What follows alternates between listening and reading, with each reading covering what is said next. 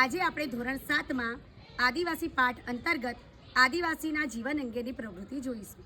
જૂના સમયના વાસી એટલે વસવાટ કરનારા, આદિવાસી એટલે ખૂબ જૂના સમયથી વસવાટ કરનારા. આદિવાસીનો સમાવેશ અનુસૂચિત જનજાતિમાં થાય છે, તેને એસટી પણ કહે છે. આદિવાસી કબીલા પ્રથાથી જોડાયેલા હતા. આદિવાસી રન, જંગલો, પહાડો અને દુર્ગમ જગ્યાએ રહેતા હતા. આદિવાસીઓના ઘરો પ્રાકૃતિક સંસાધનથી બનેલા હતા.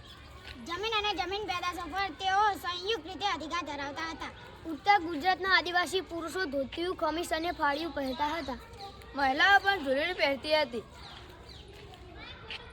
આદિવાસીઓ જીવન જીવવા માટે પશુપાલનનો વ્યવહાર કરતા હતા. આદિવાસી પ્રકૃતિ પ્રેમી હતા.